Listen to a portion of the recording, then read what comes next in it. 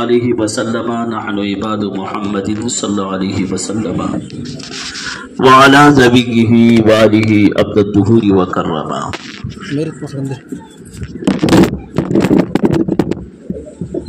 خواجہ ہند وہ دربار ہے اعلیٰ تیرا، خواجہ ہند وہ دربار ہے اعلیٰ تیرا، کبھی محروم نہیں مانگنے والا تیرا۔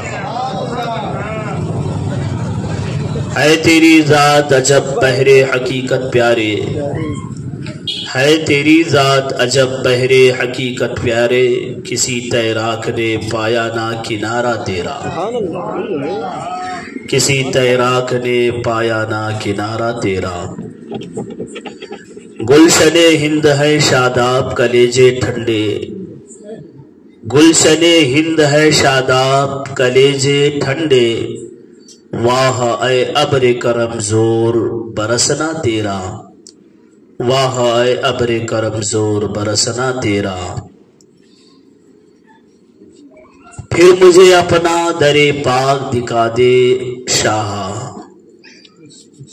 پھر مجھے اپنا در پاک دکھا دے شاہ، آنکھیں پر نور ہو پھر دیکھ کے روزہ تیرا۔ اور جب سے تو نے قدم غوث لیا ہے سر پر، جب سے تو نے قدم غوث لیا ہے سر پر، اولیاء سر پہ قدم لیتے ہیں آقا تیرا۔ محی الدین غوث ہیں اور خواجہ معین الدین ہیں، محی الدین غوث ہیں اور خواجہ معین الدین ہیں، اے حسن کیوں نہ ہو محفوظ عقیدہ تیرا، اے حسن کیوں نہ ہو محفوظ عقیدہ تیرا۔ درود شریف پڑھ لے۔ اللہ رب محمد صلی اللہ علیہ وسلم نحن عباد محمد صلی اللہ علیہ وسلم وعلی نبیہ وآلہ عبد الدہور وکرما۔ محترم حضرات، آج کی یہ محفل پاک ہم سب ہندوستانی مسلمانوں کے محسن اعظم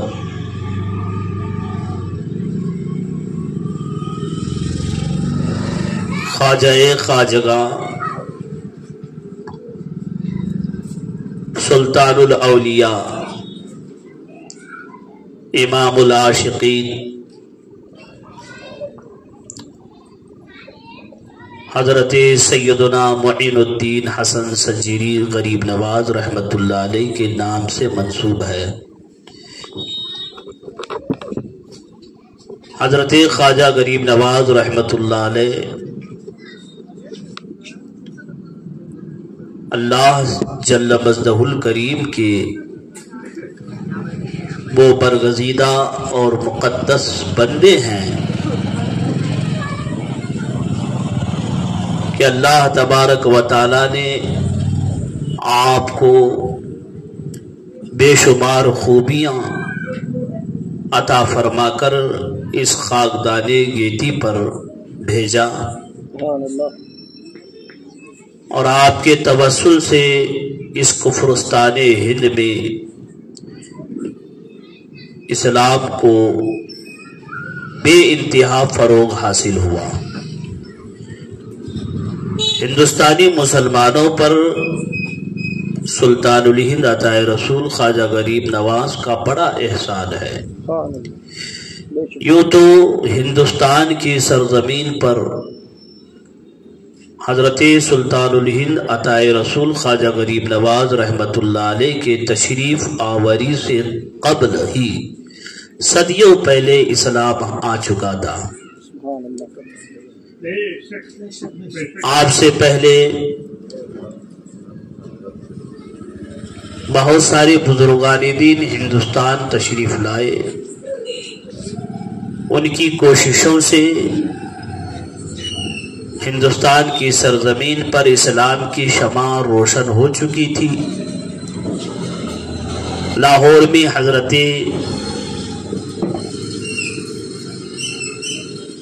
داتا گن بخش رحمت اللہ علیہ تشریف آپ کی تشریف آوری حضرت سلطان ہند رضی اللہ تعالیٰ عنہ سے صدیوں پہلے کی ہے، اور آپ تارا گڑھ میں حضرت سیدنا حسن زنجانی رحمۃ اللہ علیہ غالباً ان کا نام ہے، تارا گڑھ پہ جو مزار ہے وہ بھی غوث اعظم سے بہت پہلے کے بزرگ ہیں، اور بھی کئی بزرگان دین ہیں جو حضرت سلطان الہند خواجہ غریب نواز سے پہلے ہندوستان آئے۔ انہوں نے تبلیغ کی، اسلام کی نشر و اشاعت کی، لیکن ان کی تبلیغ محدود تھی۔ ان کی تبلیغ کا دائرہ چند قصبوں، چند دیہاتوں، چند گاؤں پر منحصر تھا۔ سرحدی علاقوں پر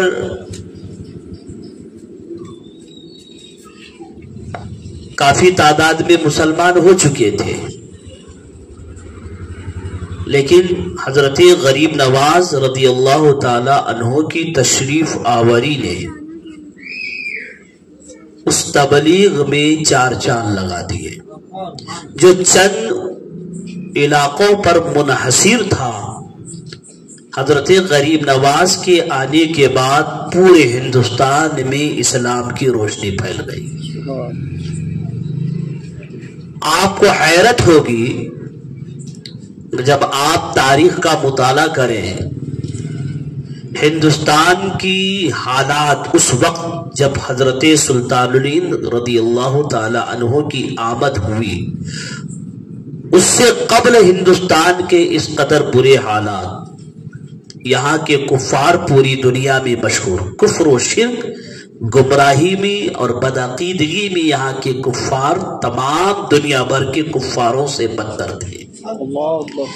مختلف رسم و رواج، نیچ اونچ کا رواج، بے شمار ان کے اندر، یہاں کے کفار کے اندر خرابیاں موجود تھی۔ مختلف معبودان باطلہ کی عبادت اور پرستش میں مصروف تھے۔ درختوں کی پرستش، چاند ستاروں کی پرستش، جانوروں کی پرستش، یہاں تک کہ جانوروں کے پیشاب اور ان کے لیت کی بھی پرستش ہوا کرتی تھی، اور آج بھی ہے۔ اسلام اگرچہ ہندوستان میں پھیل گیا، لیکن کفار بھی جو بدعقیدگیاں تھی اور آج بھی موجود ہے، وہ پرستش کے سارے طریقے کفار و مشرکین میں آج بھی موجود ہے۔ شاید ہی ہندوستان کے علاوہ کفار و مشرکین میں جو عبادتوں کے جو طریقے ہیں، شاید ہی ہندوستان کے کفار کے علاوہ کسی اور کافر میں ویسے طریقے پائے جاتے ہیں۔ کٹر پنتھی میں بڑے مشہور، اپنے مذہبی رسومات کے اتنے سخت پابند کہ اس کی حفاظت کے لیے وہ اپنی جانوں کی قربانی دینے میں بھی گریز نہیں کرتے۔ اس قدر یہاں کے کفار کے اندر کٹر پنتھی تھی۔ پورا ہندوستان کفر و الحاد کے دلدل میں مکمل طور پر پھنس چکا۔ مٹھی بھر اگرچہ کچھ مسلمان تھے، وہ بھی چاول میں کنکر کے مترادف تھے۔ حضرت غریب نواز کی آمد سے پہلے تخت و تاج پر کفار موجود،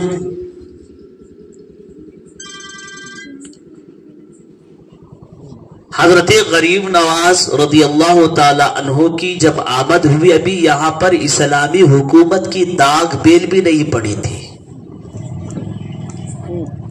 حضرت غریب نواز کی آمد کے بعد یہاں پر اسلامی حکومت کی داغ بیل ڈالی گئی۔ حضرت غریب نواز رحمت اللہ علیہ ان پاک باز ہستیوں میں سے ہے، ولایت و کرامت اللہ نے ان کی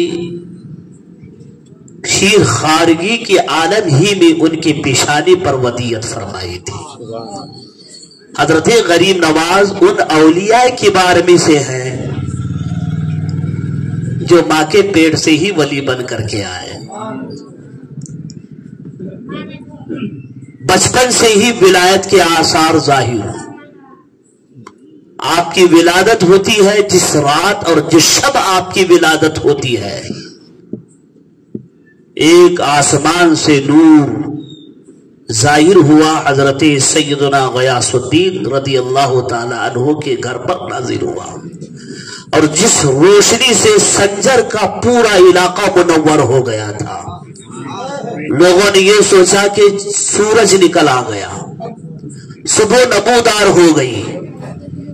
تہجد گزار لوگ گھبرائے ہوئے اٹھے اور انہیں حیرت ہونے لگی، آج ہماری آنکھ کیسے لگ گئی کہ سورج نکل آیا کہ ہم تہجد بھی نہیں پڑھے اور صبح کی لگتا ہے نماز بھی ہماری قضا ہو گئی ہوگی۔ اپنے اپنے گھروں سے نکل کر میدان میں جب آئے تو ان کی آنکھیں یہ نور دیکھ کر کے چدیا گئی، اور سارے تہجد گزار مل کر اس نور کی طرف جب بڑھے تو وہ نور انہی سیدنا غیاث الدین کے گھر پر لا کر کھڑا کر دیا۔ جب دیکھا کہ یہ تو نور اس غیاث الدین کے گھر پر نازل ہو رہا ہے، اسی نور کا یہ سما بنا ہوا ہے کہ پورا سنجر کا علاقہ انوار و تجلیات کا جو ہے منبع بنا ہوا ہے، ایسا محسوس ہو رہا ہے کہ سورج نکل آیا ہے۔ جب وہاں یہ تہجد گزاروں کا قافلہ وہاں جب پہنچا تو وہاں جیسے ہی پہنچے تو ایک نومولود بچے کی رونے کی آواز نے ان کے کانوں نے سنا۔ اس وقت سیدنا غیاث الدین رضی اللہ تعالی عنہ سجدہ شکر میں موجود تھے۔ جا کر عرض کی، اے سید غیاث الدین، یہ کیا؟ تو حضرت سیدنا غیاث الدین رحمت اللہ علیہ نے فرمایا کہ میرے بیٹے کی میرے گھر ولادت ہوئی ہے، اور جان لیا کہ یہ نومولود بچہ کوئی معمولی اور عام بچہ نہیں ہے، جس کی آمد سے پہلے یہ نور اس بات کی شہادت اور گواہی دے رہا ہے یقیناً یہ اللہ کا مقرب اور اللہ کا دوست ہے۔ اور پھر مبارکبادی دے کر کے واپس ہوئے۔ حضرت سیدنا غیاث الدین رحمت اللہ علیہ حضرت خواجہ غریب نواز رحمت اللہ علیہ کے والد ماجد ہیں، آپ بھی اولیاء کبار بھی آپ کا شمار ہوتا ہے، با کرامت بزرگ گزرے ہیں۔ آپ کا مزار مقدس بغداد شریف میں موجود ہے، مرجع خلائق بنا ہوا ہے۔ حضرت سیدنا خواجہ معین الدین حسن سنجیری رحمت اللہ علیہ جنہیں زمانہ غریب نواز سے یاد کرتا ہے، اور غریب نواز کے یاد کرنے میں حضرت خواجہ غریب نواز رحمت اللہ علیہ کو یوں ہی زمانہ غریب نواز نہیں کہتا، آپ کی غریب نوازی بچپن ہی سے مشہور ہے۔ ابھی آپ شیر خارگی کے عالم میں ہے، اپنے ماں کے گود میں پرورش پا رہے ہیں۔ اس وقت بچے کو کیا ہوش و خیرت، لیکن یہ اللہ والا ہے، کوئی معمولی بچہ نہیں۔ کوئی بھی عورت اپنے بچے کو لے کر حضرت غریب نواز کے گھر تشریف لے آتی تو حضرت غریب نواز رونا شروع کر دیتے، اور اس بچے کی طرف ٹکٹکی باندھ کر دیکھتے رہتے جس کی گود میں وہ بچہ ہوتا۔ اس وقت تک روتے جب تک حضرت غریب نواز کی والدہ ماجدہ اس بچے کو لے کر کے دودھ نہ پلا دیتی. حضرت غریب نواز کی والدہ ماجدہ بچے کو لے کر کے جب دودھ پلاتی تو آپ خاموش ہو جاتے. تے غریب نوازی اللہ رب العزت نے بچپن ہی میں وصیت فرمائی تھی. حضرت غریب نواز کی عمر شریف 3 سال کی ہے. آپ غریب بچوں کو اپنے گھر لے آتے اور اپنے ہاتھوں سے کھانا نکال کر کے اسے دیتے اور اس کے سامنے بیٹھتے اور اسے کہتے کھاؤ. دوست کہتے آپ بھی کھائیے. نہیں تم کھاؤ میں دیکھتا رہوں گا. یہ غریب نوازی کی جو صفت تھی غریب نواز کے اندر وہ بچپن ہی سے تھی. اس لیے زمانہ مجبور ہے غریب نواز کہنے پر. ایسا نہیں ہے کہ حضرت غریب نواز امیروں کو نہیں نوازا لیکن غریبوں کو کچھ زیادہ ہی نوازا. ویسے امیر بھی ان کے ٹکڑے کھاتے ہیں. امیر بھی ان کے ٹکڑے کھاتے. شاہ کیا شاہو گدا ہر کوئی جھولی پھسارا ہوا ہے. حضرت غریب نواز رحمت اللہ علیہ کی غریب نوازی بچپن سے ہی مشہور ہے. اللہ رب العزت نے آپ کو مذہب اسلام کی ترویج و اشاعت کے لیے پیدا فرمایا تھا. جس کام کے لیے اللہ نے آپ کو پیدا فرمایا تھا اس کام میں غریب نواز بچپن ہی سے مصروف ہو گئے. تاریخ اس بات کی شاہد ہے کہ مذہب اسلام جب اس خاکدان گیتی پر آیا مکہ کی سرحدوں میں موجود تھا. مکہ کی 4 دیواری میں منحصر تھا. سارا کفار مکہ اس بات کی کوششوں میں لگا ہوا تھا کہ مذہب اسلام کو مکہ سے باہر جانے نہ دیا جائے. مذہب اسلام مکہ کی 4 دیواری ہی میں دم توڑ دے. ان کی یہ کوشش لگی رہی کہ مکہ سے باہر نہ جائے. اس کے لیے انہوں نے ہر ممکن کوشش کی اسلام کو فروغ ہونے سے روکنے کے لیے. مسلمانوں پر ظلم و استبداد کا بازار گرم کیا.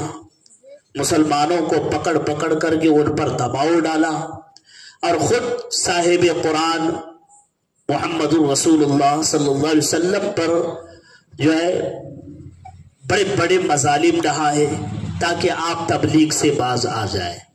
لیکن اسلام میں تو اللہ نے وہ لچک رکھی ہے. اسلام کی فطرت میں قدرت نے وہ لچک دی ہے جتنا ہی دباؤ گے اتنا ہی وہ ابھرے گا. جتنا انہوں نے دبانے کی کوشش کی اسلام اتنا ہی پھیلتا اور پھولتا چلا گیا. مکہ کی وہ 4 دیواری کو جو کفار و مشرکین نے ایک مضبوط بند باندھا تھا ان مضبوط بندوں کو توڑ کر کے اسلام مدینہ آ گیا. اور پھر مدینے میں بھی کوششیں کی گئی مدینے سے باہر نہ نکلا جائے. مدینے سے باہر اسلام کو نہ پھیلنے دیا جائے. وہ کوششیں بھی ان کی ناکام رہی. اسلام مدینے سے ہر 4 جانب پھیل گیا. تو اسلام کو اللہ نے کیونکہ اسلام اللہ کا پسندیدہ دین ہے بہت کوششیں کی اسلام کی شمع کو گل کرنے کی. اللہ رب العزت نے قرآن پاک میں ارشاد فرما یریدون لیطفئوا نور اللہ بافواہہم. کافر چاہتے ہیں کہ اللہ کے نور کو اپنے پھونکوں سے بجھا ڈالے. نور اللہ یعنی اسلام کو اپنے پھونکوں سے بجھا ڈالے. اسلام کی شمع اور روشنی کو بجھا ڈالے. واللہ متم نورہ ولو کرہ الکافرون. اللہ کو تو اپنے نور کو مکمل کرنا ہی ہے اگرچہ کافروں کو برا لگے. اور دوسری بات ان الدین عند اللہ الاسلام. تمام ادیان میں اللہ کے نزدیک پسندیدہ دین اسلام ہے اور اللہ کا یہ پسندیدہ دین ہے. اور اللہ کی مشیت یہ ہے کہ پوری دنیا میں اسلام کی روشنی پھیلے۔ اللہ کی مشیت کے خلاف کون سی طاقت کھڑی ہو سکتی ہے؟ بتھیرے طاقتیں کھڑی ہوئی اسلام کی شمع کو گل کرنے کے لیے، بڑی بڑی آندھیاں چلی اسلام کی شمع کو گل کرنے کے، لیکن ان آندھیوں میں بھی اسلام کی شمع بھڑکتی رہی، آندھیوں میں بھی بھڑکتی رہی۔ جیسے ہندوستان پورا کا پورا کفرستان تھا، اللہ کی مشیت تھی کہ اس کفرستان ہند بھی اسلام کے نور سے منور و مجلہ ہو جائے، اور اس کے لیے اللہ نے حضرت سلطان الہند عطائے رسول خواجہ غریب نواز رضی اللہ تعالی عنہ کا انتخاب فرمایا۔ مصطفیٰ جان رحمت صلی اللہ علیہ وسلم نے حضرت سلطان الہند رضی اللہ تعالی عنہ کو حکم دیا، اے بیٹے معین الدین، ہم نے تمہیں تبلیغ کے لیے ہندوستان عطا کرتے ہیں، تم ہندوستان جاؤ جو کہ کفرستان ہے، وہاں اسلام کی تبلیغ کرو، وہاں اسلام کے نور کو پھیلاؤ۔ حضرت غریب نواز مدینہ منورہ سے رخت سفر باندھتے ہیں۔ آپ دیکھیں کتنی رکاوٹیں آئی۔ ابھی غریب نواز مدینہ سے نکلے ہیں اور ابھی سرحد میں داخل نہیں ہوئے، ہندوستان کے سرحدوں میں ابھی نہیں آئے، تبھی سے رکاوٹوں کے سلسلے جاری و ساری ہو گئے۔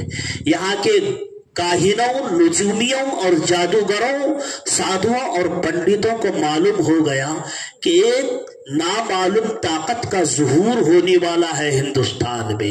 بڑے بڑے جادوگر ہندوستان میں موجود تھے، اپنے علم پر کی بنا پر وہ آنے والی باتوں کی خبریں دے دیا کرتے تھے، حالات کو معلوم کر لیا کرتے تھے۔ اور پرتوی راج کی جو ماں تھی وہ بھی ایک ساحرہ تھی، بڑی جادوگر نے۔ ہندوستان کے جادوگروں میں پرتوی راج جو اجمیر معلیٰ کا اس وقت راجہ تھا، صرف اجمیر معلیٰ کا ہی نہیں بلکہ ہندوستان بھر کے سارے راجاؤں اور مہاراجاؤں کا اسے سردار مانا جاتا تھا۔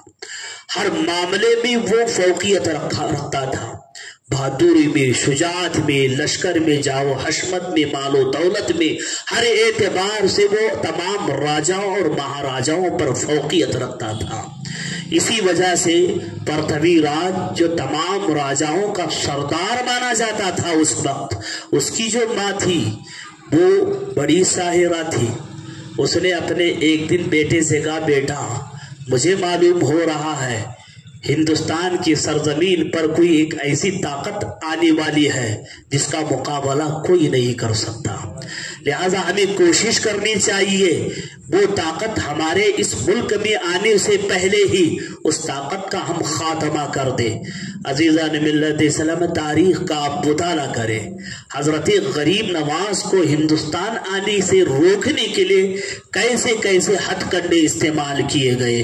ابھی حضرت غریب نواز ہندوستان نہیں آئے، تبھی سے روکنے کی پلاننگ ہو رہی ہے اور اس میں ہتھ کنڈے استعمال کیے جا رہے ہیں۔ کرتوتے، سحر، جادو کے ذریعے وہ تمام ذرائع کو بروئے کار لایا جا رہا ہے۔ اجمیر معلیٰ میں ہندوستان بھر کے بڑے بڑے جادوؤں اور بڑے بڑے جو ہے گیانوں کو جمع کیا گیا اور ان کے ذریعے سے اس طاقت کو روکنے کے جو اسباب معلوم کیے گئے۔ جادوگروں نے، ساحروں نے، نجومیوں نے، سادھو اور پنڈتوں نے سب مل کر کے کوشش کی اور انہوں نے ایک ترتیب نکالی۔ ایک بہت بڑا ساحر اور جادوگر تھا، اس نے اپنے جادو کے زور پر حضرت غریب نواز کی تصویر بنائی۔ کئی تصویریں حضرت غریب نواز کی بنانے کے بعد اور پھر پرتوی راج کے حکم سے ان تصویروں کو جدھر سے غریب نواز کو آنا تھا ان تمام سرحدی علاقوں میں آپ کی تصویر کو تقسیم کر دیا گیا اور ان سرحدی علاقوں کو فوجیوں سے جو ہے فوجی تعین کر دیے گئے اور فوجی خانوں میں فوجیوں کی کی تعداد میں اضافہ کر دیا گیا. ہر طرف فوجی تعین، فوجیوں کا تعین ہے، نگرانی ہے. اس حلیے کا کوئی بھی آدمی اس سرزمین پر قدم رکھے تو فوراً اسے پکڑ لیا جائے، اسے قید کر لیا جائے. اگر وہ مزاحمت کرے تو اسے قتل کر دیا جائے. یہ پرتوی راج کا حکم سرحدی علاقوں میں پھیل چکا ہے. ابھی غریب نواز ہندوستان نہیں آئے ہیں، روکنے کی یہ سارے کام ہو رہے ہیں. تصویر بھی تیار کر لیا ان لوگوں نے، اور اپنے اپنے حساب سے انہوں نے اپنے اپنے مذہبی اعتبار سے بڑے بڑے پوجا پاٹ بھی کر لیے، اس میں منتر ونتر سب پڑھ لیے جو ان کے عقیدے کے حساب کے تھے. اس طاقت سے بچنے کے لیے وہ طاقت ہندوستان میں نہ آئے. وہ جو طاقت نامعلوم آ رہی ہے تو اس نامعلوم طاقت کا مقابلہ ہم سے نہ ہو سکے، اس لیے انہوں نے بڑے بڑے منتر سادھوؤں اور پنڈتوں کو بلا کر کے جو ہون کی ایک محفل منعقد کی گئی. دنیا بھر کے سارے ان میں بڑے بڑے جو ہے مذہبی ان کے پیشواؤں کو جمع کیا گیا، ہون کی پوجا کا اہتمام کیا گیا، اور اس میں ان کی یہی پرارتھنا تھی کہ وہ جو درویش آنے والا ہے اس کے دفاع کے لیے ہم نے یہ پوجا پاٹ رکھا ہے. پوری پبلک، پورے ہندوستان بھر کے لوگ وہاں جمع ہوئے، اور ہندوستان بھر کے سارے مذہبی پیشوا وہاں جمع ہوئے، اور ان کی پرارتھنا تھی، اور ان کی اپنے معبودان باطلہ کے سامنے انہوں نے یہ پرارتھنا کیا کہ ہم وہ طاقت یہاں پر نہ آئے. وہ درویش جو ہندوستان آنے والا ہے اسے وہی سے دفاع کر دیا جائے. اپنے اپنے مذہبی اعتبار سے انہوں نے بہت سارے وہ رسم و رواج کر لیے. مزید برآں یہ کہ فوجیوں کے دستے بھی منتشر کر دیے، ملک بھر میں منتشر کر دیے. اور اس پر مزید یہ کہ حضرت غریب نواز کی تصویر کو بھی عام کر دیا گیا. ہر خاص و عام دیکھ لے کہ اس حلوے کا آدمی کہیں بھی آئے، کسی گاؤں میں آئے، کسی دیہات میں آئے، اور اسے پکڑ لیا جائے، اور اسے اگر وہ مزاحمت کرے، زبردستی کرے گھسنے کی، تو اس کو قتل کر دیا جائے. اتنی ساری پابندیوں کے باوجود حضرت غریب نواز ہندوستان کی سرحد پر قدم رکھ دیا، ہندوستان کی سرحد پر قدم رکھ دیا گیا. تاریخ میں آتا ہے پرتوی راج کے بعد کے پاس جو ہے ایک بہت ہی چالاک جاسوس رہا کرتا تھا. ذہن میں اس کا نام نہیں آ رہا ہے، پرکاش کوئی نام تھا اس کا. تو وہ بڑا چالاک جاسوس تھا، اور مختلف حلوے اختیار کرنے میں، شکل و صورت اختیار کرنے میں بڑا ماہر تھا. حضرت غریب نواز کے قتل کے لیے اسے تیار کیا گیا، اور وہ ایک زہر میں بجھا ہوا ایک چاقو لے کر حضرت غریب نواز کے قتل کے ارادے سے نکلتا ہے. سرحدی علاقوں میں ڈھونڈتے ڈھونڈتے حضرت غریب نواز کو ہندوستان کی سرحد میں پا بھی لیتا ہے، اور میں اس انتظار میں تھا کہ حضرت غریب نواز تنہائی میں ہو، گوشہ نشینی میں ہو، اور میں جا کر ان پر حملہ کروں. روایتوں میں آتا ہے کہ وہ جاسوس حضرت غریب نواز کو ایک دن اپنے خیمے میں تنہا پایا تو اندر گھس آیا. حضرت غریب نواز رضی اللہ تعالی عنہ نے اس کی قدموں کی آہٹ سنی، اور اس کا نام لے کر کے ارشاد فرمایا، تم بہت آنے میں تاخیر کر دیے، میں کئی دنوں سے تمہارا منتظر ہوں، کئی دنوں سے تمہارا منتظر ہوں، تم آنے میں بڑی تاخیر کی. اور اس کا نام لے کر کے کہا، فلاں جس دن تو نے پلان میرا بنایا، تمہارے راجہ نے مجھے مارنے کی بات جس دن کہی، اسی دن سے میں تمہیں جانتا ہوں، اسی دن سے میں تمہیں جانتا ہوں، اور اسی دن سے تمہارا میں انتظار کر رہا ہوں. اتنا سننا تھا، وہ مارنے کے ارادے سے جیسے ہی اپنا خنجر نکالا اور ہاتھ اٹھایا تھا ہی کہ اس کا ہاتھ شل ہو گیا، ہاتھوں کی سقط اس کی بیکار ہو گئی، ہاتھ بیکار ہو گئے. حضرت غریب نواز نے مسکرایا اور فرمایا تم اپنا کام کرو، کیوں تاخیر کر رہے ہو؟ جس مقصد کے لیے آئے ہو تم وہ اپنا کام کرو تاکہ تمہارا راجہ تم سے خوش ہو اور بے شمار تمہیں انعام دے۔ وہ کوشش کرنے پہ لگا ہے لیکن اس کا ہاتھ اٹھائی ہے، نیچے کو آنے کے لیے تیار نہیں ہے۔ حضرت غریب نواز رضی اللہ تعالی عنہ کو اس کی حالت پر رحم آیا اور پھر آپ نے ایک نگاہ ڈالی تو اس کا ہاتھ درست ہو گیا، اور پھر اس نے یہ دیکھا حضرت غریب نواز یہ کوئی ایسی ویسی طاقت کا نام نہیں ہے، جس مرد خدا کو مارنے کے لیے مجھے بھیجا گیا ہے نہ ہی کوئی ساحر ہے اور نہ ہی کوئی یہ جادو ہے، بلکہ یہ تو مرد خدا معلوم ہوتا ہے۔ وہ جاسوس حضرت غریب نواز کے قدموں میں سر رکھ دیا اور کلمہ طیبہ پڑھ کر کے مسلمان ہو گیا۔ حضرت غریب نواز نے اس کا نام ضیاء الرحمن رکھا۔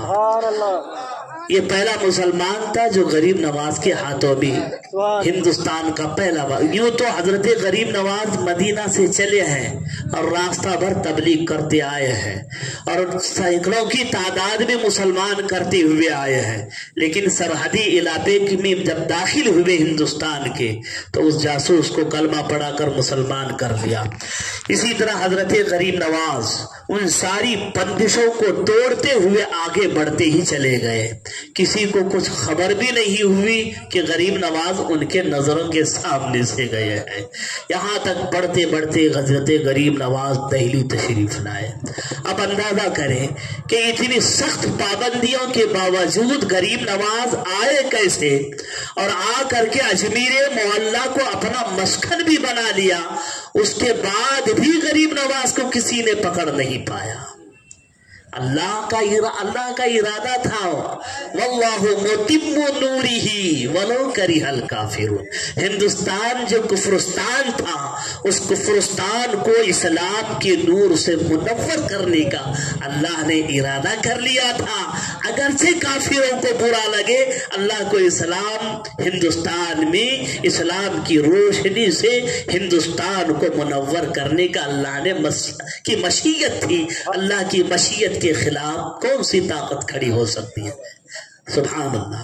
حضرت غریب نواز اور رحمت اللہ علیہ اپنے مختصر قافلے کے ساتھ ہندوستان میں داخل ہوئے۔ تاریخ کا ایک اور نکتہ ہے، جس وقت غریب نواز رضی اللہ تعالی عنہ ہندوستان میں داخل ہوتے ہیں، سلطان شہاب الدین غوری اس وقت ہندوستان پر حملہ کر چکے تھے۔ حضرت غریب نواز ادھر داخل ہوئے، ادھر سلطان شہاب الدین غوری نے ہندوستان پر حملہ کیا، لیکن انہیں بڑی شکست اٹھانا پڑی۔ پرتوی راج کا ایک لاکھوں کا لشکر تھا، اس لشکر کے سامنے آپ کو بڑا نقصان اٹھانا پڑا، اور آپ خود حضرت پرتوی راج حضرت شہاب الدین غوری اور رحمت اللہ علیہ اللہ والے تھے، بڑے برگزیدہ تھے، سلطان تھے لیکن پرہیزگار تھے، نیکوکار تھے۔ شہاب الدین غوری پرتوی راج کے بھائی کے ہاتھوں سے زخمی بھی ہوئے تھے اس میں، اور بڑا نقصان اٹھا کر کافی اپنے سپاہیوں کو انہوں نے جو ہے سپاہیوں سے ہاتھ دھونا پڑا، کافی ان کے سپاہی اس میں شہید ہوئے، اور بڑا نقصان اٹھا کر کے شہاب الدین غوری کا لشکر تتر بتر ہو کر کے اپنے علاقے کی طرف جو ہے وہ روانہ ہو چکا تھا۔ شہاب الدین غوری زخمی حالت میں میدان سے اٹھائے گئے، ان کا ایک غلام تھا جس نے ان کو بچا کر کے اس لڑائی سے باہر لے آیا۔ بہرحال یہ تھا کہ جس وقت غریب نواز ہندوستان میں داخل ہوئے، اسی وقت شہاب الدین غوری نے ہندوستان پر حملہ کیا، جس میں انہیں بڑی شکست اٹھانا پڑی۔ غریب نواز ہندوستان جا رہے ہیں، شہاب الدین شکست کھا کر کے واپس آ رہے ہیں، سپاہی دوڑتے ہوئے راستے میں، حضرت غریب نواز مختصر قافلے کے ساتھ، نہ ان کے پاس کوئی بارود ہے، نہ بم ہے، نہ سواری ہے، نہ تلوار ہے، نہ نیزہ ہے، بس ہاتھ میں ایک تسبیح ہے، بغل میں مسلح ہے، یہی ان کا ہتھیار ہے، اور مختصر سا قافلہ ہے۔ روایتوں میں آتا ہے تقریباً 40 لوگ تھے، 40 لوگوں کا یہ مختصر سا قافلہ نہت تھی، صرف مسلح اور تسبیح لیے ہوئے، زبان پر حمد الہی کے ترانے لیے ہوئے ہندوستان میں داخل ہو گیا۔ شہاب الدین غوری کے بھاگے ہوئے سپاہیوں کا ایک دستے کی ملاقات غریب نواز کی اس چھوٹے سے قافلے سے ہوتی ہے۔ اس دستے نے کہا کہ اے درویشو تم کدھر جا رہے ہو؟ انہوں نے کہا تھا کہ ہم ہندوستان جا رہے ہیں۔ ان سپاہیوں نے پوچھا تھا کس لیے جا رہے ہو؟ انہوں نے اس قافلے کے حضرت سلطان الہند رضی اللہ تعالی عنہ نے ان سپاہیوں سے یہ فرمایا تھا ہم اسلام کی تبلیغ کے لیے جا رہے ہیں۔ ان سپاہیوں نے کہا تھا اے درویش، شہاب الدین غوری ہزاروں کا لشکر لے کر کے گیا تھا، ہندوستان کے راجا اور مہاراجاؤں کے طاقت کے سامنے وہ ٹک نہیں پایا، اور ان کا اتنا بڑا لشکر اس طاقت سے جو ہے وہ شکست کھا کر کے بھاگ کھڑا ہوا ہے، کسی کو کسی کا ہوش نہیں ہے۔ تو مختصر سے قافلے اور درویش نما لوگ جا کر کے وہاں کیسے اسلام کی ترویج و اشاعت کرو گے؟ حضرت خواجہ غریب نواز نے یہ جملے ارشاد فرمائے تھے، آج بھی تاریخ میں سنہرے حرفوں میں تحریر ہے۔ حضرت غریب نواز نے فرمایا تھا شہاب الدین جاؤ حشمت، جاؤ لشکر، اور اپنی طاقت کے بل بوتے پر بھروسے پر گیا تھا، معین الدین اللہ کے بھروسے پہ جا رہا اور وہی میرا مددگار ہے، میں اللہ کے بھروسے پہ جا رہا ہوں۔ اسے اپنی طاقت پر اور فوج پر بھروسہ تھا، مجھے اپنے خدا پر بھروسہ ہے۔ عزیزان ملت، حضرت خواجہ غریب نواز رحمت اللہ علیہ دہلی تشریف لائے، اور دہلی سے پھر آپ اجمیر کے لیے روانہ ہوتے ہیں۔ اجمیر میں جا بجا مقابلہ تو ہوتا ہی رہا، رکاوٹیں تو آتی رہی، ہر بندش کو توڑتے گئے غریب نواز، ہر بندش کو توڑتے گئے۔ ایک مقام پر ایک گاؤں میں پہنچے تو ایک جادوگروں کا ایک جھنڈ آ گیا مقابلے کے لیے۔ بڑے گیانی تھے، بڑے انہیں تپسوی کر کے بڑے بڑے جو سادھو اور پنڈت تھے، انہیں اپنے علم سحر، علم تکوین پر اتنا گھمنڈ اور غرور تھا کہ وہ جو گروہ تھا پورے ہندوستان میں مشہور تھا جادوگری میں، اپنے جادو کے زور پر وہ دوسروں کو جو ہے وہ خائب و خاسر کیے ہوئے تھے، خوف و ہراس کا ایک ماحول ہندوستان میں پیدا کیے ہوئے تھے۔ جب دہلی سے حضرت غریب نواز اجمیر معلیٰ کی طرف روانہ ہوئے، راستے میں ایک مقام پڑتا ہے سمانا، تو وہاں پہنچے تو وہاں سمانا کے علاقے میں ان جادوگروں کی مدبھیڑ ہو گئی۔ ان سادھو اور گیانوں کی پنڈتوں کا مقابلہ حضرت غریب نواز کے قافلے سے ہوتا ہے۔ اس میں سے جو بڑا ان کا سردار تھا وہ آگے بڑھا، اور اس نے آگے بڑھ کر کے کہا اے درویشو، اے مسلمان کی جماعت، تم ہمارے ملک میں کیوں آئے ہو؟ تم زبردستی ہمارے ملک میں گھس آئے ہو، ہم تمہیں آگے بڑھنے نہیں دیں گے، اگر تمہیں آگے بڑھنا ہے تو پہلے ہمارا مقابلہ کرو۔ حضرت غریب نواز نے بڑے پیار اور سنجیدگی سے انہوں نے کہا کہ ہمیں تم پر حملہ کرنے کے لیے نہیں آئے، بس ہم ایک پیغام لے کر کے آئے ہیں۔ ہم سب اس معبود حقیقی کے بندے ہیں جس نے اس زمین و آسمان کو پیدا کیا ہے۔ ہم ایک پیغام لے کے آئے، خدا ایک ہے، عبادت کے لائق وہی ایک ہے، تم ہمارے پیغام کو مان لو، پستی سے بلندیوں میں تم چلے جاؤ گے۔ اس سادھو کے سمجھ میں نہیں آیا، حضرت غریب نواز سے کہا اچھا تم بلندی کی بات کرتے ہو تو چلو بلندی کی بات ہم بلندی میں کرتے ہیں۔ یہ کہہ کر کے وہ ہوا میں اڑ گیا، اور ہوا میں اڑتا چلا گیا اور پکارنے اور چیلنج کرنے لگا کہ اگر تمہیں بلندی کی بات کرنا ہو، اگر واقعی تم جو دین اور مذہب لے کر کے آئے ہو وہ بلندی پر لے جاتا ہے تو آؤ بلندی کی باتیں ہم بلندی میں کرتے ہیں۔ حضرت غریب نواز آگے نہیں بڑھتے ہیں، اپنے مرید خاص حضرت شیخ بختیار کاکی رحمت اللہ علیہ سے کہتے ہیں اے بختیار، इस जालिम का जवाब तुम दो, इसके तकब्बुर को खाक में तुम मिलाओ, आगे बढ़ो और इसका जवाब दो। हजरत बख्तियार काकी रहमतुल्लाह अलैह आगे बढ़ते हैं और उस साधु के साथ आप भी हवा में परवास करने लगते हैं। और हजरत बख्तियार काकी रहमतुल्लाह अलैह बढ़ते बढ़ते उस साधु के ऊपर जाते हैं। जाने के बाद कहते हैं, साधु आओ, मैं तुम्हें जवाब देता हूं। और आप जैसा जैसा वो बढ़ता जाता था, हजरत बख्तियार काकी और ऊपर जाते थे, यहां तक कि कुर्रे हवा का जो कुर्रे हवा थी खत्म हो गई। हवा एक हद तक है, ये नहीं कि जमीन आसमान से लेकर जमीन तक हवा ही हवा है। कुर्रे हवा एक इसके हुदूद हैं। हिंदुस्तान के जादूगर सिर्फ कुर्रे हवा ही में परवास कर सकते थे। ये जादूगरी है, ये सिहर है, लेकिन करामत की कोई हद नहीं होती। वो कुर्रे हवा हो या कुर्रे हवा ना हो, हर इसमें वो परवास करते हैं। जब कुर्रे हवा खत्म हो गया तो उस पंडित की ताकत जवाब दे गई। हजरत बख्तियार काकी रहमतुल्लाह अलैह कुर्रे हवा से भी आगे निकल गए और उसे चैलेंज करने लगे, आओ तुझे हम बुलंदी समझाते हैं, आओ तुझे हम बुलंदी समझाते हैं। जब उस साधु ने देखा कि ये तो कुर्रे हवा से भी ऊपर चला गया, हाँ, तो साधु ने कहा कि जब चेले के उड़ान का ये आलम है तो गुरु के उड़ान का आलम क्या होगा। और फौरन नीचे आया और अपने तमाम साथियों के साथ गरीब नवाज के हाथों में इस्लाम कबूल करके मुसलमान हो गया। इस तरीके से बहुत सारी ताकतें और साहिरी ताकतें और बहुत सारी सिपाहियाना ताकतें हजरत गरीब नवाज के सामने आकर खड़ी हो गई। लेकिन हर ताकत का मुकाबला करते हुए हजरत गरीब नवाज अपने मंजिले मकसूद अजमीर मुअल्ला पहुंच ही गए। अजमेर मोहल्ला पहुंचने के बाद, जबकि इधर सख्त पाबंदी लगी हुई है, सख्त पाबंदी के बावजूद भी सुभान अल्लाह, इस तरीके से बात यह है कि अल्लाह को हिंदुस्तान में इस्लाम के नूर से इस कुफ्रिस्ताने हिंद को मुनव्वर करना था। वल्लाहु मुतिम्मु नूरिही वलौ करिहल काफिर, अल्लाह को तो अपने नूर को मुकम्मल ही करना था, अगरचे काफिरों को बुरा लगे। गरीब नवाज आए, पूरे हिंदुस्तान भर में इस्लाम की रोशनी को फैलाया। सुभान अल्लाह। हजरत गरीब नवाज रहमतुल्लाह अलैह ने हर तबलीग का तरीका अहसन तरीका इख्तियार किया।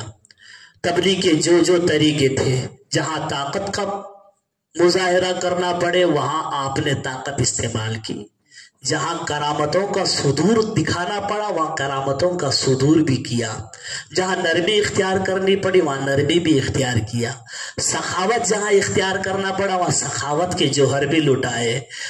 जहां हर तरीका तबलीग का हजरत गरीब नवाज ने इख्तियार किया और दीन के मुबल्लिगीन को एक तालीम दी कैसे इस्लाम की तबलीग होती है। करामतें देखिए आप, जब जालिम और जाबिरों ने पानी बंद कर दिया तो हजरत गरीब नवाज ने पूरे अना सागर को अपने कटोरे में भर लिया। जब पानी बंद करके उनके ऊपर उनके वजू वगैरह के लिए भी पानी पर उनको पाबंदी कर दिया, पाबंदी लगा दी। परेशान हो गए कि नमाजों का वक्त आ रहा है, पानी नहीं है।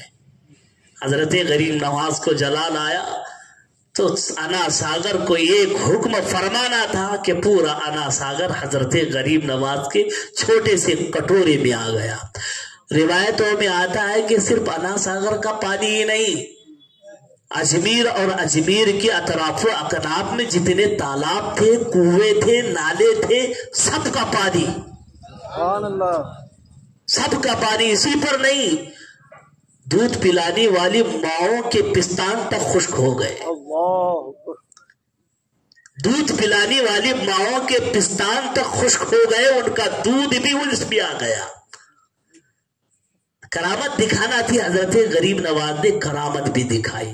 उन जालिम और जाबिरों के जब समझ में नहीं आया तो हजरत गरीब नवाज ने करामत दिखाई। जब दीन के पर उनके ऊपर अपने दीन के उसूलों पर कुछ छेड़खानी की तो हजरत गरीब नवाज ने करामत दिखाई।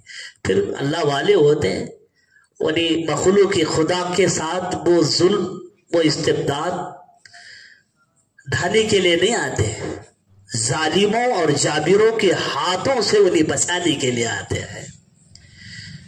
اور حضرت غریب نواز کو رحم آ گیا اور پھر آپ نے رحم کھا کر انا ساگر کا پانی واپس کر دیا۔ جیسے ہی پانی واپس کیا تو پورے اجمیر کے اطراف و اکناف میں جس قدر بھی تالاب اور کنویں تھے سبوں میں پانی آ گیا۔ اس طریقے سے غریب نواز نے بے شمار کرامتیں دکھائی، اور کرامتوں کا صدور صرف اور صرف جہاں انہیں ضرورت پیش آئی۔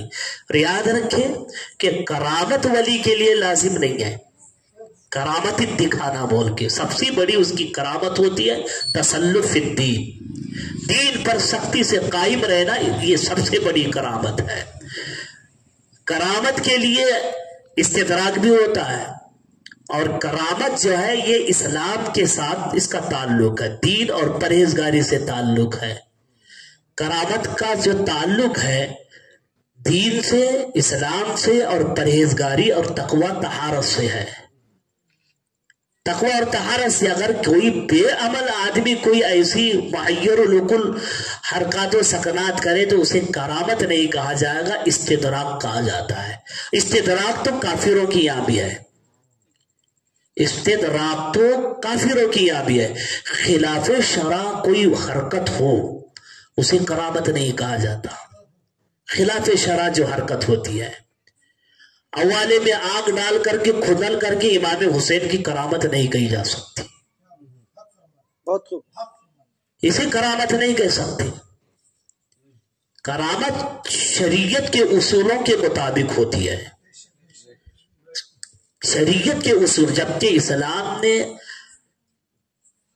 آگ کی پرستش کفار و مشرکین کرتے ہیں، آگ سے محبت کفار و مشرکین کرتے ہیں۔ دنیا میں اللہ نے آگ کو ضرورت کے لیے پیدا کیا ہے، اس لیے اسلام میں کسی کو سزا دینا ہے تو آگ کی سزا دینا جائز نہیں ہے۔ اگر کسی مجرم کو سزا دینا ہے تو آگ کی سزا نہیں دے سکتے، آگ کی سزا دینا صرف اللہ کا کام ہے۔ مسئلہ بھی ہے آگ کے ساتھ کھیلنا نہیں چاہیے، آگ کے ساتھ کھیلنا جنتیوں کا کام نہیں ہے، جنتی جہنمی لوگوں کو آگ کا عذاب دیا جائے گا۔ آگ کے ساتھ کھیلنا جہنمیوں کا کام ہے، مشرکین کا کام ہے۔ اب اگر آگ کے ذریعے تو دوسرا اٹھ کر کے بھی کہے گا کہ ہم نے دیکھا اخباروں کی سرخیوں میں تو جو ہے کچھ سادھو اور پنڈت جو گرم گرم تیل میں ہاتھ ڈال کر پوریاں تڑ رہے ہیں، اگر آپ اس کو کرامت کہیں گے تو وہ اپنی معبود نے باطلہ کی کرامت گردانیں گے۔ کرامت کا صدور اگر کسی ایمان والے پرہیزگار متقی بندے سے ہوتا ہے، ایسی حرکت کا اسے کرامت کہا جائے گا۔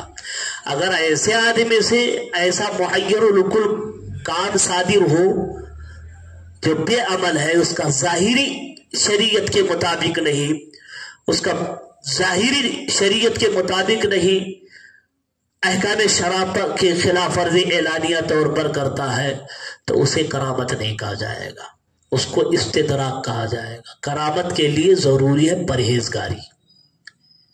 آدمی پرہیزگار ہے، دین کی دھجیاں بھی کہہ رہا ہے، نمازوں کی پابندی نہیں کرتا ہے، خلاف شرع امور میں مرتکب ہے، تو ایسے محیر العقول کام کر کے دکھائے تو اسے کرامت نہیں کہا جائے گا۔ ہاں یاد رکھے، اگرچہ وہ ہوا میں اڑے، پانی پر چلے، آگ پر چلے، اسے کرامت نہیں کہا جائے گا۔ کرامت اصول شرع کے مطابق جو ہو اسی کو کرامت کہا جائے گا، ورنہ بد مذہبوں کے یہاں بھی بہت سے ایسے کام ہوتے ہیں، عقل حیران رہ جاتی ہے۔ آگ پر چلنا، گرم گرم لوہے کی سلاخیں اٹھانا، اور بھی بہت سارے حرکات و سکنات کرتے ہیں، کیا اس کو بھی آپ کرامت ہی کہیں گے؟ نہیں، وہ اس کو استدراک کہا جائے گا، اور استدراک کا تعلق ایمان سے نہیں ہے، ایمان سے اس کا تعلق نہیں، اس کا تعلق کفر سے بھی ہو سکتا ہے۔ استدراک اسے کہتے ہیں۔ وہی محیر العقول کام نبی سے ہو تو اسے معجزہ کہا جاتا ہے، نبی کے علاوہ کسی صحابی، تابعی، اولیاء اکرام سے ہو وہی کام تو اسے کرامت کہا جاتا ہے۔ اور کسی गुमराह से हो, बेदीन से वैसा काम हो तो उसे इस्तिदराक कहा जाएगा, ना उसे मोजज़ा कहा जाता है, ना ही उसे करामत कहा जाता है। हजरत गरीब नवाज रहमतुल्लाह अलैह की बेशुमार करामतें हैं। करामतें अगर बयान करने पे आए तो कई रातें दरकार है, इतनी करामतें हजरत गरीब नवाज की सुदूर हुई। लेकिन वहीं पर हजरत गरीब नवाज ने एक तबलीग का खूबसूरत तरीका भी इख्तियार फरमाया। नासिहाना आपकी गुफ्तगू आज भी मौजूद है। आपने जो तबलीग के सिलसिले में जो लोगों को वाज़ो नसीहत फरमाया है, वाज़ो नसीहत की महफिलें मुनाकिद की है, मजलिसें मुनाकिद की है, आज भी किताबों में आपकी वो मजलिसी में भी जो आपने वाज़ो नसीहत की है वो महफूज है।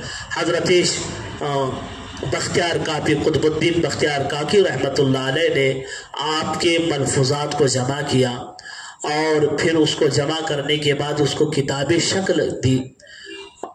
हजरत बख्तियार काकी रहमतुल्लाह अलैह ने तरतीबवार हजरत गरीब नवाज के मजलिसों को आपने रखा।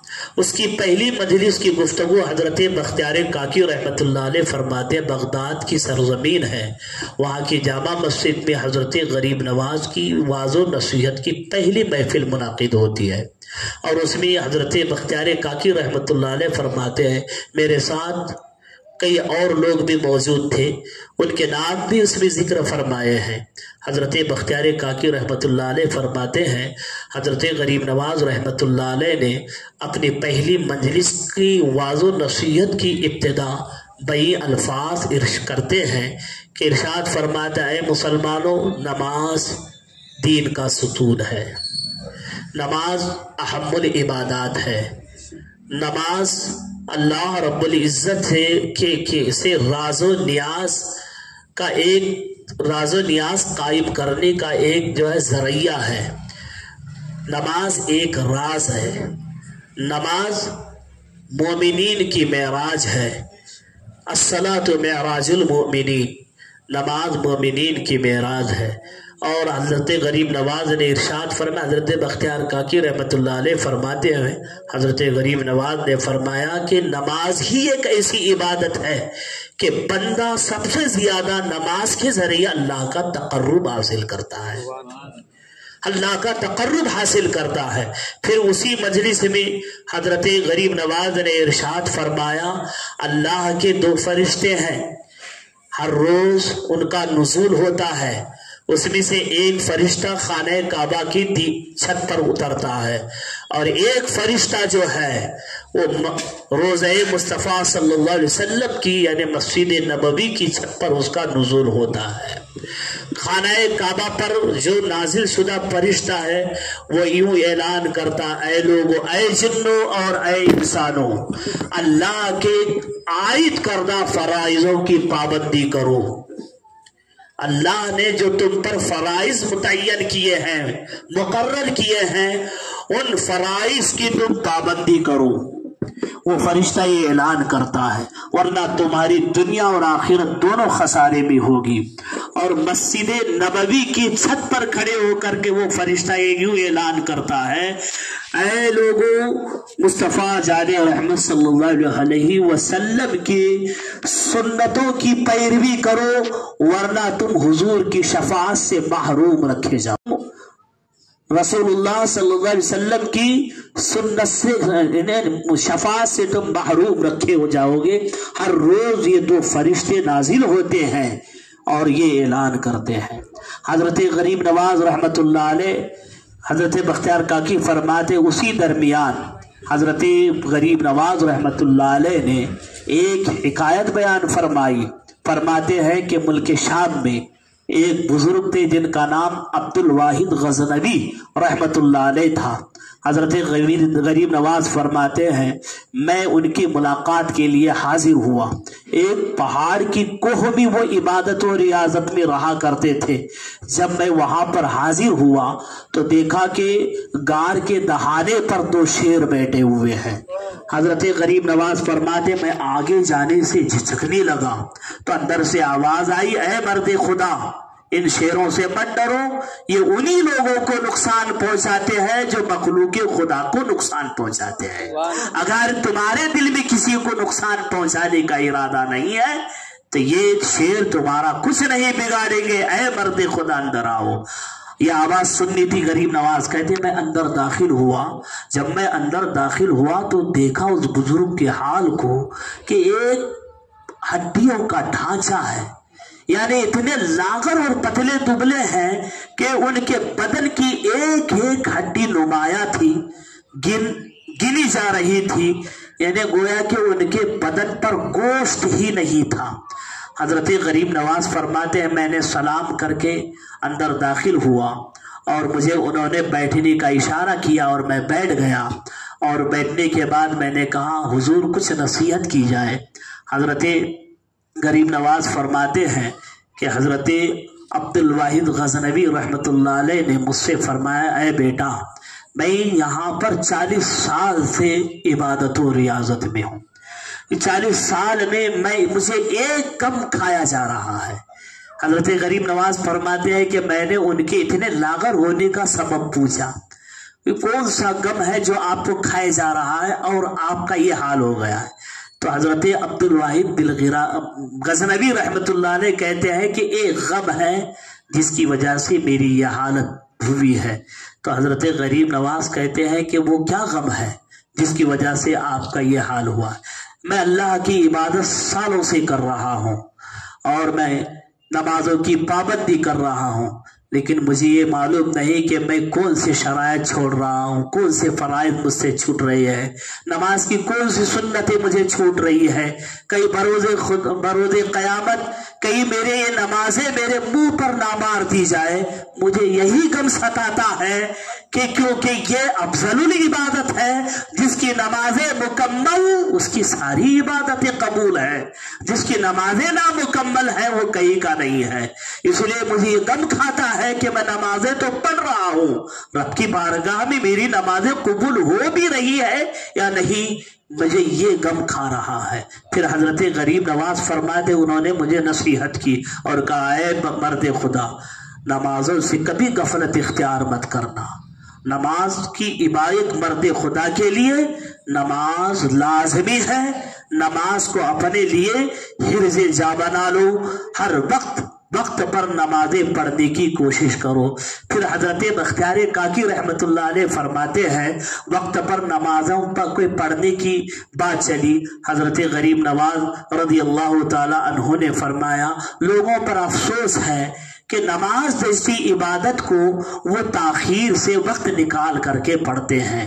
ऐसा नहीं करना चाहिए।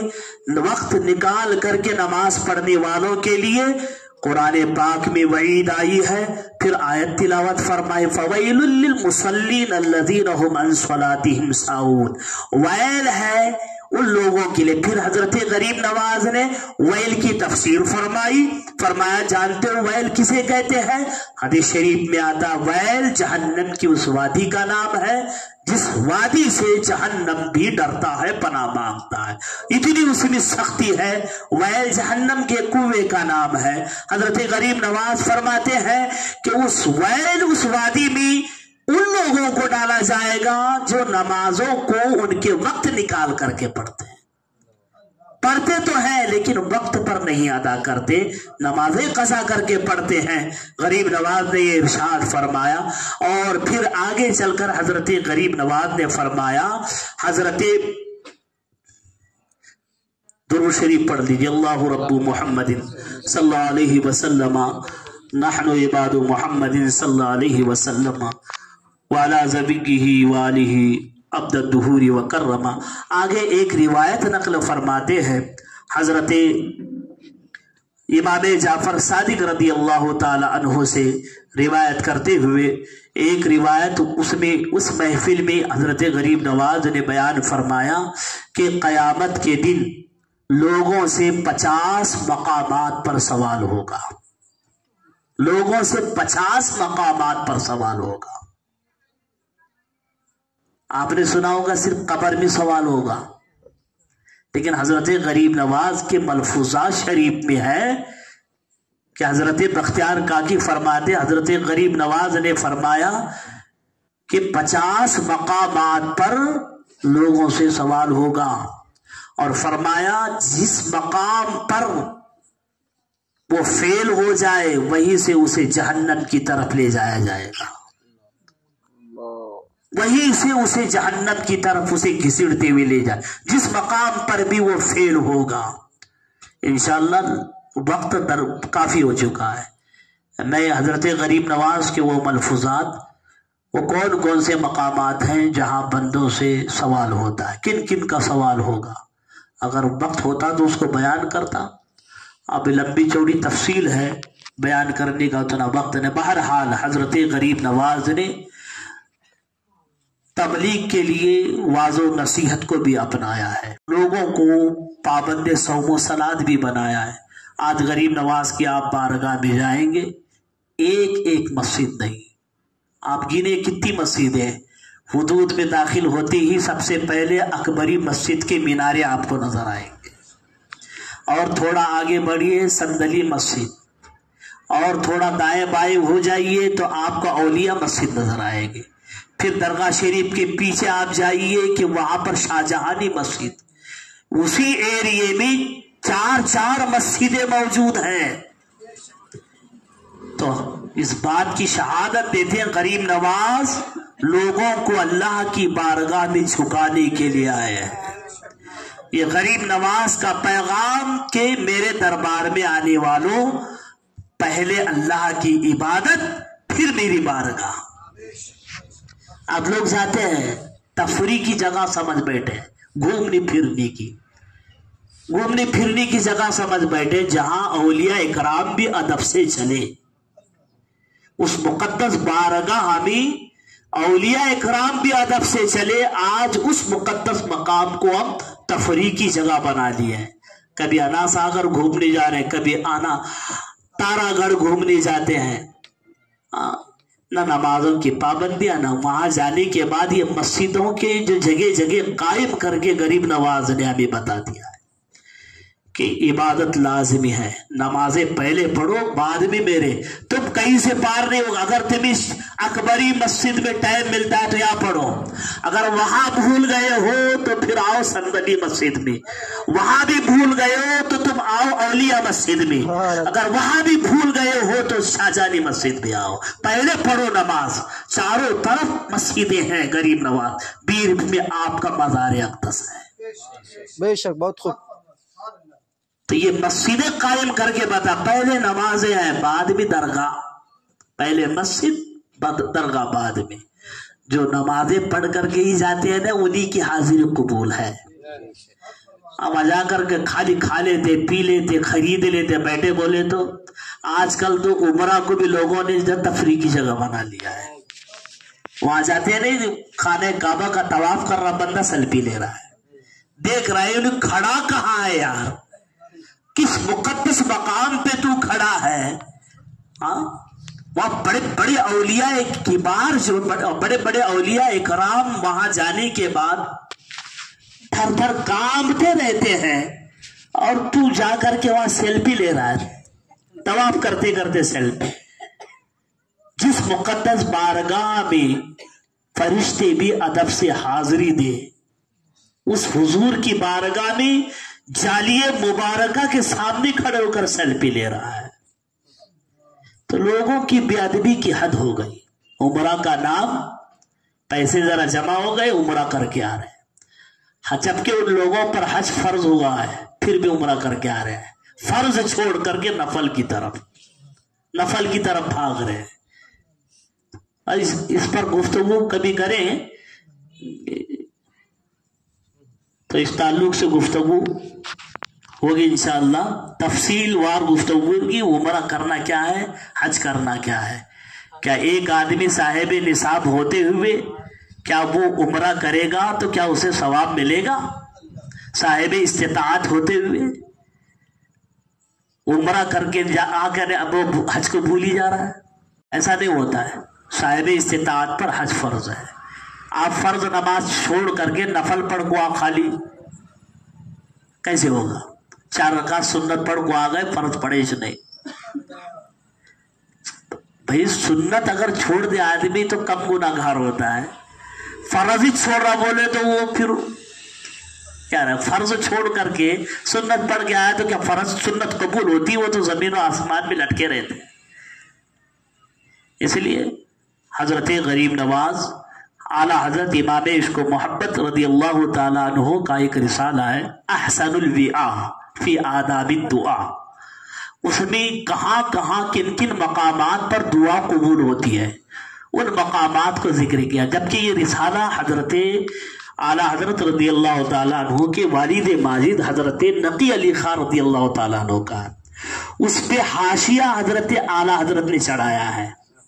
उस हाशिये में उन मकामात का जिक्र है जहां दुआएं कबूल होती है। आला हजरत ने लिखा है उन मकामात में से अजमीर मुअल्ला भी एक ऐसी जगह है जहां दुआएं कबूल होती है। सुभान अल्लाह। मजरे चिश्तो बुखारा व इराको अजमीर कौन से किश्ते पे बरसा नहीं झाला तेरा। आला हजरत फरमाते हैं मजरे चिश्तो बुखारा व इराको अजमीर कौन से किश्ते पे बरसा नहीं झाला तेरा। लोग कहते हैं आला हजरत गरीब नवाज का जिक्र ही नहीं कहे। फतावा रज़विया पढ़ते से नहीं उन्होंने, हम लोग पढ़ते, हमें मालूम है कितना एहतिमाम से आला हजरत ने गरीब नवाज का जिक्र किया है, अपने शेर शायरी में किया है। और कई फतवे अजमेर मोहल्ला के ताल्लुक से है आला हजरत के। अजमेर किसी ने अलमलफूज शरीफ में किसी ने कहा कि अजमेर को के साथ शरीफ ना लगाना क्या है। जो आदमी अजमेर कहता है शरीफ नहीं लगाता है, तो कहा वो अजमेर शरीफ को शरीफ लगा करके बोलना चाहिए। जो सिर्फ अजमेर कहता है कि वो बरकतों से महरूम इंसान है। सिर्फ अजमेर कहे, अजमेर शरीफ को शरीफ ना लगाए, वो अजमेर मोहल्ला की बरकतों से महरूम है। आला हजरत ने जहां भी अजमेर का नाम लिया अजमेर मोहल्ला फरमाया, अजमेर मोहल्ला। वही जहां भी अजमेर फरमाया अजमेर मोहल्ला ही लिखा है। बता अलमलफूज शरीफ में अजमेर मोहल्ला के ताल्लुक से गरीब आला हजरत ने तहरीर फरमाया अजमेर ना कहा करो, जब कोई कहे कहाँ जा रहे अजमेर शरीफ लगाया करो। अजमेर इसलिए शरीफ नहीं है कि वो बड़ा शहर है, शरीफ इसलिए कि वहां एक शरीफुन नसब है। शरीफुन नसब सैयद ज़ादे हसनी हुसैनी सैयद है। वहां अताए रसूल औलिया के सरदार आराम फरमाए, इसलिए वो शरीफ है। शरीफ इसलिए है, इसलिए वो उसके साथ शरीफ लगाना सुन्नियों पर जो है वो लाजमी है। शरीफ लगा करके ही बोले। वहां भी बोलते हैं अजमेर अजमेर, उनके यहाँ कोई शरीफ है ही नहीं तो वो किसी को भी शरीफ नहीं लगाते। शरीफ तो सारे हमारे सुन्नियों में है, इसलिए हम कलेर शरीफ, अजमेर शरीफ, बरेली शरीफ, देवा शरीफ, हमारे यहाँ सब शरीफ है लगाते हैं। उनके यहाँ सब शरीर है, शरीर तो नहीं लगा सकते। देवबंद शरीफ, सहारनपुर शरीफ है वो शरीर सब, इसलिए वो लगा नहीं सकते तो पोल खुल जाएगी। शरीफ भी नहीं लगा सकते, वो जानते कि शरीफ कौन भी नहीं है। बहुत खूब, बहुत खूब। शरीफ कौन भी नहीं इसलिए लगाते नहीं, और जलते इसलिए कि शरीफ जितने सब सुन्नियों में इसलिए जलते हैं। हम जैसे ही शरीफ लगा दें उनका मुंह टेढ़ा मेढ़ा हो जाता है। अल्लाह का शुक्र है, अल्लाह ने उन शरीफों का गुलाम हमें बनाया है, सुभान अल्लाह, सुभान शरीरों का नहीं। शुक्र अल्लाह ताला का। अल्लाह रब्बुल इज्जत अताए रसूल हिंदल वली हजरत ख्वाजा मोइनुद्दीन हसन सज्जीरी गरीब नवाज रदी अल्लाह ताला अन्हु के फयूज़ बरक़ात हसनात व तजल्लियात से हम सबों को मुस्तफ़ीज़ व मुस्तनीर फरमाए। अस्तग़फिरुल्लाह रब्बी मिन कुल्लि ज़ंबि व अतूबु इलैहि व मा अलैहि।